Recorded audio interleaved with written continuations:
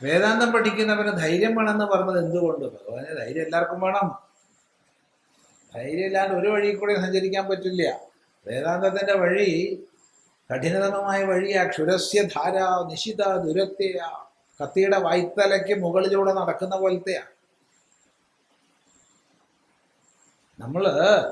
പലപ്പോഴും നമ്മൾ കാണുക ചിത്രശലഭങ്ങളെയാ.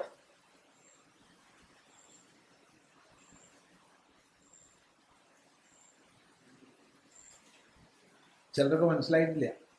പലപ്പോഴും നമ്മൾ കാണുക ചിത്രശലഭങ്ങളെയാ.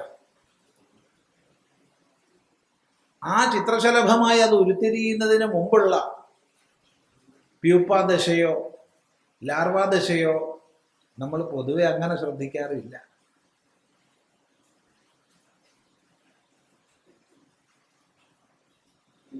ഇരുപത്തിനാല് മണിക്കൂറും ശാപ്പാട് കഴിക്കുന്ന ആള്.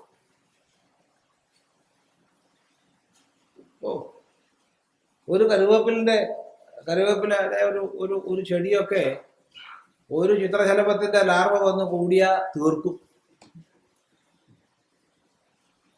തിന്ന വേറൊരു പണിയില്ല.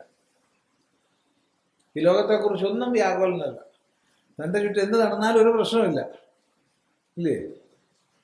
ശരിക്കും 2-3 ലാർവ വന്ന ഒരു കരുവേപ്പിലയിൽ ചെടിയിൽ വന്നാൽ ഒരു 2 ആഴ്ച കൊണ്ട് അത് കഴിഞ്ഞു.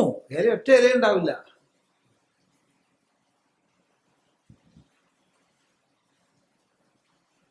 സ്വാധ്യായം സ്വാധ്യായം സ്വാധ്യായം.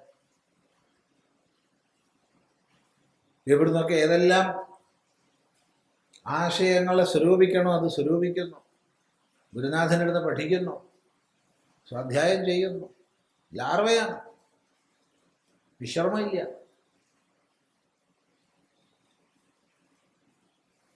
അത് കഴിഞ്ഞാൽ പ്യൂപ്പാദശയിലേക്ക് പോയി. ഒന്നുമില്ല. ഒരു സാധനം ഭക്ഷിക്കില്ല. നേരത്തെ ഭക്ഷിച്ച ചെടിയിൽ തന്നെയാണ് പ്യൂപ്പ തൂങ്ങിക്കിടക്കണതെങ്കിൽ ഒരു സാധനമില്ല. പിന്നെയോ തൻ്റെ ചുറ്റും കട്ടികൾ ആവരണം സ്വയം ഉണ്ടാക്കിയിരിക്കുക. ആ ആവരണത്തിനുള്ളിൽ അങ്ങനെ തപസ് ചെയ്യുക. കഠിന തപസ്. ഈ കഠിന തപസ്സിനൊടുവിലാണ് പ്യൂപ്പ പൊട്ടി ചിത്രശലഭം പുറത്തേക്ക് വരുന്നത്. എന്തൊരു ഭംഗിയാ! നമ്മളതേ കാണൂ.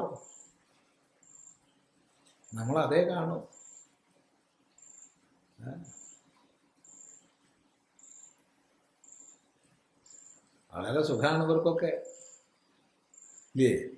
ശാപ്പാട് എവിടെ ചെന്നാലും വിളിച്ച് ശാപ്പാട് കൊടുക്കാൻ ആൾക്കാര്.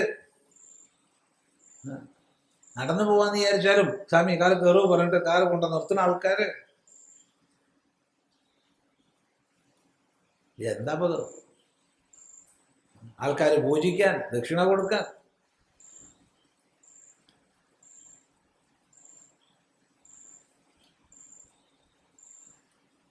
അതെ. അപ്പോ വേദാന്ത വിചാരത്തിന്റെ മാർഗം ക്ഷുരസ്യ ധാരാ നിശിത ദുരത്യ ദുർഗം പഥസ്തത്. കത്തിയുടെ വൈത്തലയ്ക്ക് മുകളിലൂടെ നടക്കും പോലെ കഠിനതമമാണ്.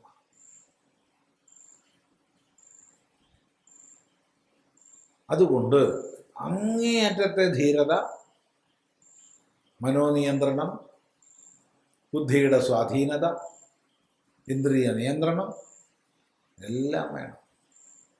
അല്ലാതെ വയ്യ. എങ്കിലേ വേദാന്ത സൗധത്തിനകത്തേക്ക് പ്രവേശിക്കാൻ കഴിയും.